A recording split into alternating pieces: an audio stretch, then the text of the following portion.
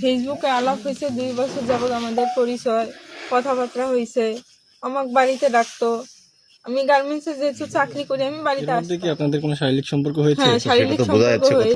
আমার আর কোনো দাবি নেই, হয় বিয়ে করাবে, নাহলে আমি এখানেই জীবন শেষ করি। লালমনিরহাটে বিয়ের দাবিতে প্রেমিকের বাড়িতে এক তরুণের অনশন ঘিরে এলাকায় চাঞ্চল্যকর সৃষ্টি হয়েছে। জানা গেছে, লালমনিরহাট সদর উপজেলার মহেন্দ্রনগর ইউনিয়নের বাইতুলি এলাকায় এই ঘটনা ঘটেছে। আমাকে ডাকতো, আসতো, দেখা করতো আমার সাথে, বেড়াইতেও নিয়ে যাইতো।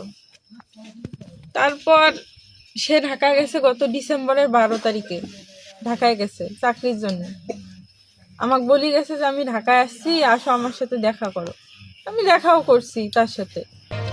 স্থানীয় সূত্রে জানা যায়, আব্দুল কুদ্দুসের দ্বিতীয় ছেলে মোহাম্মদ সোহাগের বাড়িতে সাবিনা নামের এক তরুণী অনশনে বসেছেন। ভুক্তভোগীর দাবি, বিয়ের প্রতিশ্রুতি দিয়ে প্রায় 2 বছর ধরে তাদের মধ্যে সম্পর্ক ছিল। এখন সমস্যাটা কি হচ্ছে তাহলে? তুমি কোন দাবিতে আসছো এখানে? আমি ওকে বিয়ে করতে চাই। বিয়ে করো? কেন বিয়ে করবো? বিয়ে করার তো কোনো কারণ আছে, তাই তো আসছি এখানে, নাহলে তো আসতাম না। সেই কারণটাই তো জানতে চাচ্ছি। তবে এখন সোহাগ বিয়ের বিষয়ে পিছিয়ে যাচ্ছেন বলে অভিযোগ করছেন তিনি। কারণটা কি খুলে বলেন, না খুলে বললে তো বুঝতে পারবে না। ও কয়দিন ধরে আমি বলতেছি আমরা বিয়ে করব, চলো। ও বলে না, এখন না, পরে বিয়ে করব। আচ্ছা, এই নিয়ে একটা ঝামেলা হয়েছে। এ ঘটনায় এলাকায় উত্তেজনা ও কৌতূহলী সৃষ্টি হয়েছে। স্থানীয়দের মধ্যে বিষয়টি নিয়ে ব্যাপক আলোচনা চলছে।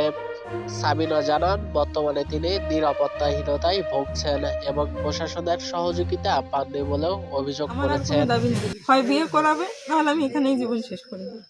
আমার আর কোনো দাবি নেই। ইচ্ছে করলে তুমি তো আইনে আশ্রয় নিতে পারো।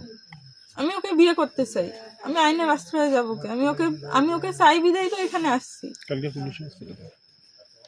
আমি ওকে ভালোবাসি বিদায় এখানে আসছি। তবে অভিযুক্ত সোহাগ ও তার পরিবারের পক্ষ থেকে এ বিষয়ে কোনো বক্তব্য এখনো পাওয়া যায়নি।